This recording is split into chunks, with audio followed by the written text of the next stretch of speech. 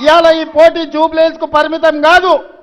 ఇవాళ రాష్ట్రాన్ని 10 ఏళ్లు దోసుకొని రాష్ట్రాన్ని నిట్ట నిలువున పుంచి 1,00,000 కోట్లు కాళేశ్వరంలో మింగితే 3 ఏళ్ల కట్టుడు కూలుడు జరిగిపోయింది.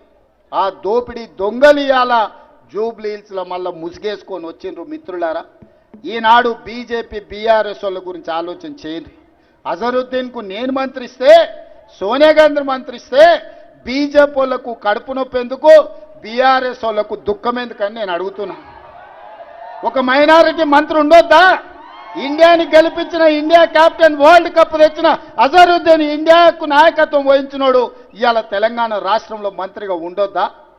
ఇవాళ ఆలోచన చేయండి సోదరులారా. మా సినీ కార్మికుల కోసం నేను మొన్న మాట ఇచ్చిన, ఇవాళ చెప్తున్నా, నేను తప్పకుండా మీ పిల్లలకు నాణ్యమైన విద్యను అందించే బాధ్యత నాది, మిమ్మల్ని ఆదుకునే బాధ్యత నాది, మీకు ఆరోగ్య భద్రత కల్పించే బాధ్యత నాది. ఇవన్నీ పనులు చేయాలంటే నాకు ఒక భుజం ఉండాలి, నాకు ఒక తోడు ఉండాలి. నాకు ఒక కుడి భుజాన్ని జూబ్లీహిల్స్ నుంచి ఇవ్వండి. మీ సమస్యల పరిష్కారం కోసం నవీన్ యాదవ్ను మీ తోడుగా పెట్టుకోండి.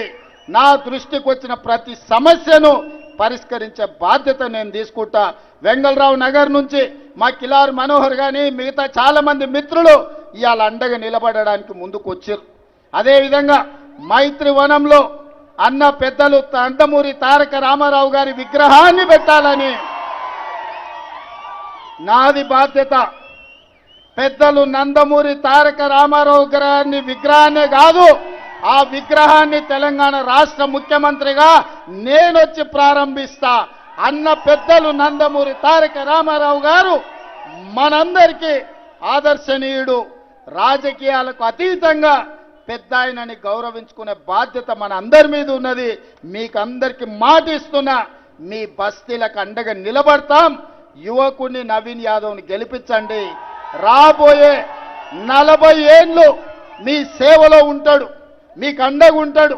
గల్లీ గల్లీ తెలిసినోడు, ప్రతి ఇంటికి పరిచయం ఉన్నోడు నవీన్ యాదవ్ను మీరందరూ అఖండమైన మెజారిటీతో గెలిపిస్తారా? మాట ఇస్తున్నారా?